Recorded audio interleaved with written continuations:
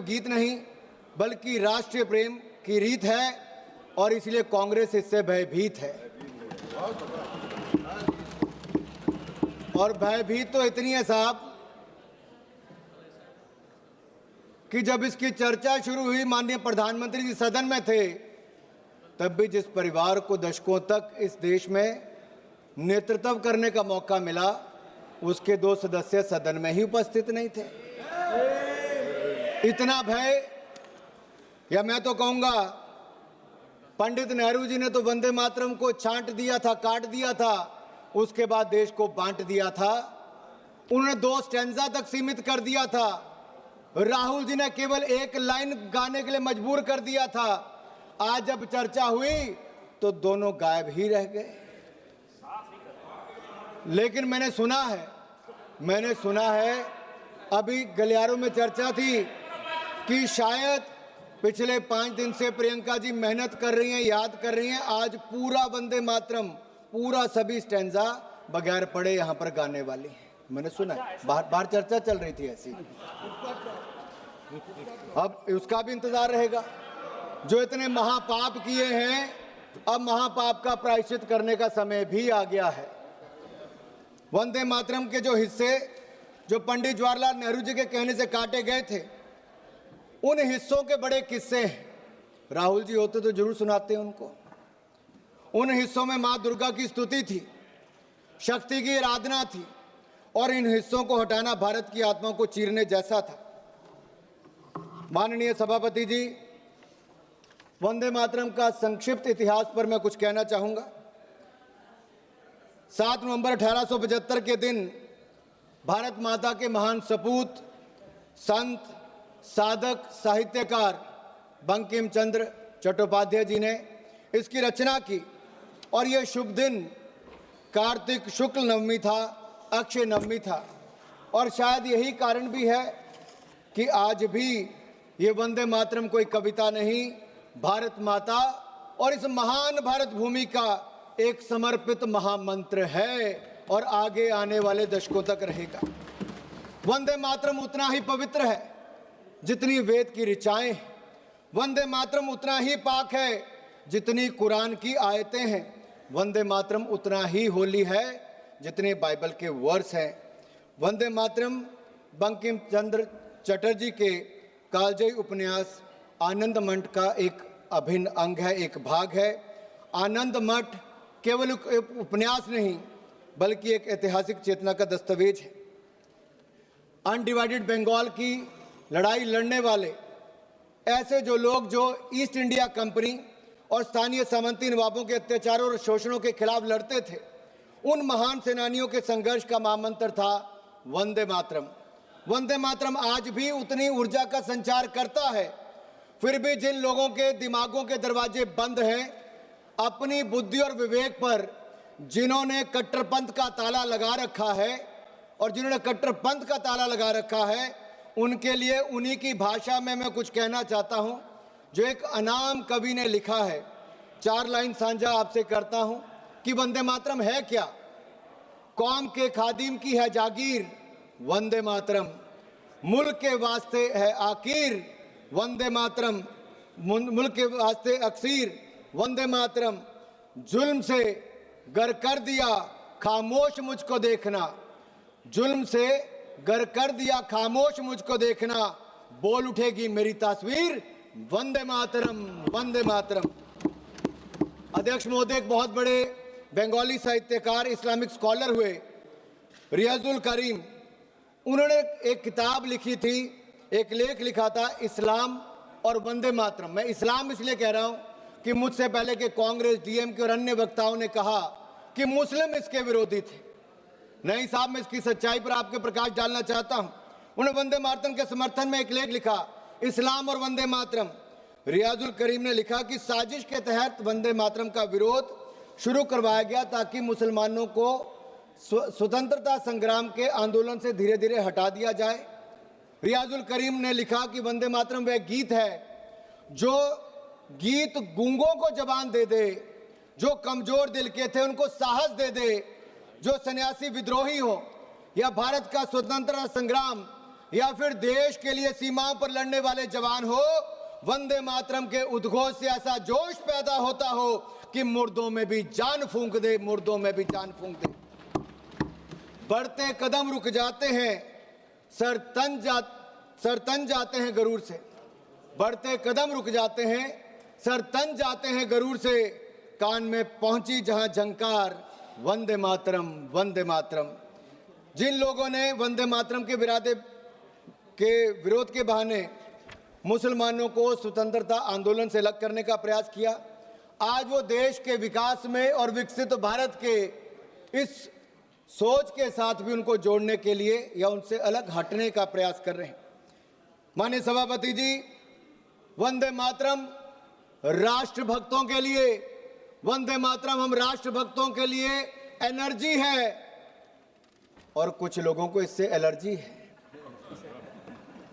अब एलर्जी वालों को तो हम कुछ कर नहीं सकते, लेकिन 150वीं जयंती पर मैं इतना जरूर कहूंगा कि अंग्रेजों को तो वंदे भारत से दिक्कत थी, जिन्ना को वंदे भारत से दिक्कत थी। स्पीकर साहब प्लीज स्पीकर। अंग्रेजों को वंदे मातरम से दिक्कत थी, अंग्रेजों को वंदे मातरम से दिक्कत थी, जिन्ना को वंदे मातरम से दिक्कत थी, जिन्ना के मुन्ना को भी वंदे मातरम से दिक्कत है।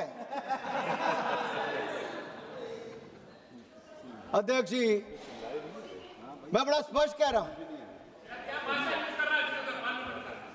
भाई, इसमें आपको क्या सर, मणिकम टैगोर जी को क्यों ऐसा लगता है? मैंने इतने कहा कि जिन्ना को वंदे मातरम से दिक्कत थी, अंग्रेजों को वंदे मातरम से दिक्कत थी, और जिन्ना के मुन्ना को भी वंदे मातरम से दिक्कत है। जिनमें वंदे मातरम सुनकर ऊर्जा का संचार नहीं होता, जिनमें वंदे मातरम सुनकर ऊर्जा का संचार नहीं होता, या तो वो कांग्रेसी हैं, कम्युनिस्ट हैं, या लीगी सोच के समर्थक हैं। और मैं कहना चाहता हूं, कांग्रेस का समर्थक मुस्लिम लीग कर रही है, इंडियन मुस्लिम लीग कर रही कि नहीं कर रही है, और उसके समर्थन के बिना राहुल जी और प्रियंका जी शायद चुनकर भी नहीं आ पाते, इसलिए उनका समर्थन लेने की जरूरत पड़ रही है। माननीय अध्यक्ष जी, जिनको वंदे मातरम से दिक्कत है, मैं उनका इतना ही कहूंगा कि Vande Mataram is the most sacred mantra of our freedom. It is the war cry of our independence that no force on earth can silence. It is the lifeblood of our national strength and spirit. Vande Mataram is uncompromising, unsilenced, and unshaken. These twin words, Vande Mataram, has no beginning, no end. They are eternal and immortal. अध्यक्ष महोदय, वंदे मातरम का जहां एक और हम आज 150वां साल मना रहे हैं, वहां कुछ लोगों के पास इस महापाप का प्रायश्चित करने का अवसर भी है, लेकिन रेडिकल कम्युनिज्म और लीगी मानसिकता के साथ जुड़े लोग शायद इस पर सुधार ना करें, क्योंकि वंदे मातरम को उन्होंने आधार बनाया था पॉलिटिक्स ऑफ अपीसमेंट का, तुष्टिकरण की राजनीति का। उस समय वोट बैंक की राजनीति उनको भविष्य में भी दिख रही थी और आज भी दिखती है। इसलिए बांटो और राज करो की नीति तो अंग्रेजों की थी, लेकिन इनकी नीति काटो, छांटो, विवाद खड़ा करो और फिर जड़ से ही खत्म कर दो। इन्होंने वंदे मातरम के साथ भी वैसा किया और देश के भी दो टुकड़े करने का काम नेहरू जी की सोच के कारण उस समय हुआ था। ये कहते हैं, सोनिया जी ने एक बार कहा कि नेहरू जी को बदनाम करने का काम करते हैं। मैं बड़ी गंभीरता से कहता हूं सर, हम लोग जवाहरलाल नेहरू जी को बदनाम नहीं कर रहे, मैं तो देश के सामने सच रख रहा हूं। हम तो देश के सामने सच रख रहे हैं सर, और सच्चाई यही है कि जब वंदे मातरम को काट छाट दिया गया, तब ओमकार ठाकुर जी हो, पुलस्कर जी हो, उन्होंने कहा कि हम कटा छटा वंदे मातरम नहीं गाएंगे, हम पूरा का पूरा गाएंगे, जिसको विरोध करना है करें। केवल 2 संजों तक इन्होंने सीमित कर दिया, टुकड़ों में देश को बांट दिया। उस समय जिन्ना को खुश करने का काम किया, आज जिन्ना के मुन्ना को खुश करने का काम कर रहे हैं। मैं माननीय सभापति जी, 27 जुलाई 2018 को कांग्रेस की एक बड़ी रैली बंतवाल में दक्षिण कन्नड़ में हो रही थी। राहुल जी ने मंच से कहा, सिंग ओनली वन लाइन, सिंग ओनली वन लाइन। अरे राहुल जी ने 2 स्टैंजे तक कर दिया, नेहरू जी ने 2 स्टैंजे तक कर दिया, राहुल जी 1 लाइन तक सीमित कर रहे हैं। और यही नहीं, मुझे नहीं पता सर कि आखिरकार ये इतना विरोध इसका क्यों करते हैं, और इसका मूल कारण क्या है सर? ये लोग जब अपनी सत्ता में भी वंदे मातरम पर माननीय सभापति जी, माननीय अध्यक्ष जी, वंदे मातरम एक समय मैं सिर्फ सच्चाई मंच पे ला रहा हूं। यूपीए की सरकार 2006 में थी। उस समय कहा गया कि सभी शैक्षणिक संस्थानों में वंदे मातरम गाया जाएगा, लेकिन कहीं ना कहीं कट्टरवादियों ने, जिन्नावादी सोच वालों ने इतना दबाव बनाया कि उस समय की चेयरपर्सन, यूपीए चेयरपर्सन ने कहा कि नहीं, इसको आप अनिवार्य मत करिए, इसको स्वैच्छिक कर दीजिए। मेरा सवाल यह है, क्या वंदे मातरम अनिच्छा या इच्छा का विषय हो सकता है? वंदे मातरम गीत इच्छा या अनिच्छा का विषय नहीं हो सकता। वंदे मातरम तो हमें मातृभूमि के सामने सर झुकाने से, भारत माता को नमन करने से किसी की धार्मिक भावना को कोई आहत नहीं होती है सर। अध्यक्ष महोदय, जो लोग अमेरिकन डेमोक्रेसी की बात करते हैं और सेक्युलरिज्म की बात करते हैं, मैं इतना ही कह देना चाहता हूं, यूनाइटेड स्टेट्स में प्लेज ऑफ एलिजियंस में जिसका एक फ्रेज है, वन नेशन अंडर गॉड, ये अमेरिका के स्कूलों में बच्चों को रोज इस पाठ को पढ़ाते हैं, लेकिन हमारे यहाँ पर वंदे मातरम गाने पर विरोध करते हैं। मध्य प्रदेश में जब इनकी सरकार थी तो मध्य प्रदेश के सेक्रेटरीट में कहा गया, यहाँ से राहुल जी समय अध्यक्ष थे, कहा गया कि मध्य प्रदेश के सेक्रेटरीट में वंदे मातरम धुन नहीं बजनी चाहिए। ये बार बार वंदे मातरम का विरोध क्यों होता है अध्यक्ष जी? और यही नहीं, क्या 2009 में वोट बैंक की राजनीति के लिए उस समय के होम मिनिस्टर पी चिदम्बरम जी देवबंद में जमाते उलमा हिंद के 30th जनरल सेशन में गए, और पी चिदम्बरम जी जिस सेशन में गए, वंदे मातरम के विरोध में रेजोल्यूशन वहां पर पास हुआ। कांग्रेस पार्टी को इसका जवाब देना चाहिए कि एक नहीं, एक के बाद दूसरा सबने किया। सर, बड़े मियां तो बड़े मियां, छोटे मियां सुभान अल्लाह। 2019 में भोपाल सेंट्रल से कांग्रेस के एमएलए हुआ करते थे आरिफ मसूद, एक सार्वजनिक कार्यक्रम में उन्होंने कहा कि शरिया कानून के अंतर्गत वंदे मातरम बोलने से मना कर दिया। सर, मैं पूछना चाहता हूं, क्या वंदे मातरम के गान पर रोक लगाना चाहिए? और यही नहीं, समाजवादी पार्टी के सांसद शफीकुर रहमान बर्क, जिन्होंने वंदे मातरम को इस्लाम विरोधी कह दिया। महाराष्ट्र में समाजवादी पार्टी के विधायक अबू आजमी ने वंदे मातरम का विरोध किया। समाजवादी के एक विधायक रईस शेख भिवंडी से महाराष्ट्र में इसका विरोध करते हैं। समाजवादी पार्टियों, कांग्रेस पार्टियों एक तरह से मिलकर वंदे मातरम का बार बार विरोध करते हैं। अखिलेश जी तो कह देते हैं बच्चों को अधिकार है कौन सा गाना सुनना है। सर, ये फिल्मी गीत नहीं है, ये लोरी नहीं है, ये राष्ट्रगीत है, ये राष्ट्रगीत है। अखिलेश जी, आप आर्मी स्कूल में पढ़े होंगे, लेकिन आपको इतना पता नहीं कि वंदे मातरम और फिल्मी गीत में अंतर है भाई। माननीय अध्यक्ष महोदय, मैं खत्म कर रहा हूं, 3 मिनट में मेरा भाषण खत्म कर रहा हूं। आज भारत धूमिल पड़ चुके अपने स्वर्णिम अतीत को तलाश भी रहा है और अपने भविष्य को गढ़ भी रहा है। भारत के पूर्व प्रधानमंत्री आदरणीय अटल बिहारी वाजपेयी जी ने कहा था 19 मार्च 1973 को, सर मैं अटल जी को कोट कर रहा हूं और ध्यान से सुनिएगा। अटल जी ने कहा था, आई कोट, वंदे मातरम इस्लाम का विरोधी नहीं है। क्या इस्लाम को मानने वाले जब नमाज पढ़ते हैं तो इस देश की धरती पर, इस देश की पाक जमीन पर सिर नहीं टेकते, माथा नहीं झुकाते? ऐसे मुद्दों पर किसी को भी असहमत होने की इजाजत नहीं दी जा सकती। कल वो कहेंगे कि तिरंगा झंडा है, मगर हम तिरंगे के आगे झुकेंगे नहीं, क्योंकि हम अल्लाह के आगे झुकते हैं, तिरंगे के आगे झुकेंगे नहीं।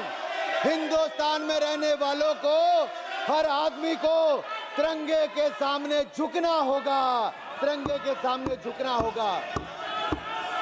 वंदे मातरम कहना होगा। वंदे मातरम भारत के राष्ट्रवाद का महामंत्र है। जब जब हम इस मंत्र को भूले हैं, हम कमजोर हुए। आजादी के अमृत महोत्सव में प्रधानमंत्री मोदी जी ने केवल एक परिवार नहीं, जितने लोग आजादी के साथ जुड़े थे, स्वतंत्रता संग्राम के साथ जुड़े थे, प्रधानमंत्री नरेंद्र मोदी जी ने उनके बारे में गांव-गांव में बताया। यही नहीं सर, ये लोग कहां से याद करेंगे वंदे मातरम को? इनकी सरकारों के समय तो यासीन मलिक को बिरयानी परोसी जाती थी प्रधानमंत्री के घर पे, उसी यासीन मलिक को पाकिस्तान भेजा जाता था। अरे बाटला हाउस कांड के आतंकवादियों के घर जाकर सोनिया गांधी जी रोती थी। मैं यही नहीं, अध्यक्ष जी मेरा एक आखिरी बात करके मैं अपनी बात को समाप्त कर रहा हूं, क्योंकि ये जरूरी इसलिए भी है सर, अगर नहीं पूछूंगा तो अधूरा रह जाएगा। मैं बस 1 मिनट में सर खत्म कर रहा हूं, बस सर 1 मिनट में।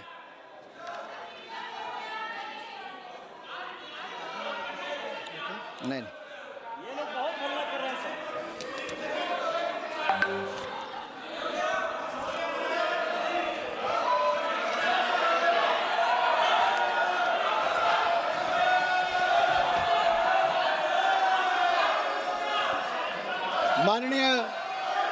माननीय अध्यक्ष जी, अगर 1896 में अगर 12वें कलकत्ता में कांग्रेस के 12वें अधिवेशन में रविंद्रनाथ टैगोर जी ने गाया था और उसमें एक मुस्लिम रहमतुल्लाह एम सयानी ने उसकी अध्यक्षता की थी, क्या तब ये मुस्लिम विरोधी नहीं था? 1905 में बंगाल के बारिसाल में चित्तरंजन गुहा जी ने वंदे मातरम के लिए अपना खून बहाया। 1907 में वंदे मातरम गाते गाते सुशील चंद्र सेन ने कोड़े की सजा झेली। 1908 में खुदीराम बोस ने वंदे मातरम गाते फांसी चढ़ ली। 1909 में मदनलाल ढींगरा ने वंदे मातरम बोल लंदन में फांसी से जूझ गए। 1927 में राम प्रसाद बिस्मिल ने वंदे मातरम बोलकर फांसी चढ़ गए। 1971 में कलकत्ता में जब दिनेश चंद्र गुप्त वंदे मातरम का उद्घोष किया तो पूरी जेल में सलाखे हिलाते हुए सर जब फांसी की सजा हुई सबने वंदे मातरम कहा। देश को आजादी भी दिलाई, जितनी लाठियां चली उससे ज्यादा दुगनी आवाज वंदे मातरम के जय घोष से हुई। आज 150वीं जयंती पर इस सदन से भी वो आवाज गूंजनी चाहिए। मैं कहता हूं वंदे मातरम, वंदे वंदे वंदे वंदे वंदे। सर यही हमें कहना है, हमें इसको सर मेरा इतना ही कहना है कि ये बार बार मानिकम जी कितना विरोध वंदे मातरम का करोगे? मानिकम जी कितना विरोध वंदे मातरम का करोगे? अध्यक्ष महोदय एक सवाल पूछ के मैं अपनी बात खत्म, आखिरी सवाल है, आखिर वो कौन सी मानसिकता है जिस एक शब्द जिस कविता ने राष्ट्रवाद का ज्वार पैदा कर दिया अंग्रेजों से लड़ने के लिए, आज चंद लोग उसका विरोध करते हैं। जिस वंदे मातरम पर हजारों स्वतंत्रता सेनानियों ने देश के लिए अपने जान न्यौछावर कर दी, आज उससे दिक्कत है। जिस वंदे मातरम की धुन विश्व कवि रविंद्रनाथ टैगोर ने दी, उससे दिक्कत है। जिस वंदे मातरम को गाया लता दीदी ने, उससे दिक्कत है। ए.आर. रहमान ने जिसको माँ तुझे सलाम में जगह दी, उससे दिक्कत है। जिस वंदे मातरम चंद्रशेखर आजाद, सरदार भगत सिंह, मदन लाल ढींगरा, वीर सावरकर, राम प्रसाद बिस्मिल जैसे क्रांतिकारियों का अभिवादन था, उससे दिक्कत है। जिस वंदे मातरम का नारा लगने की वजह से हेडगेवार जी को स्कूल से निकाला गया, उससे दिक्कत है। जिस वंदे मातरम के समर्थन में लेख छपने के कारण लोकमान्य बाल गंगाधर तिलक को देश निकाल मिला, उससे दिक्कत है। जिस वंदे मातरम को राष्ट्रगीत का सम्मान प्राप्त हुआ, उससे दिक्कत है। आपको दिक्कत किससे है?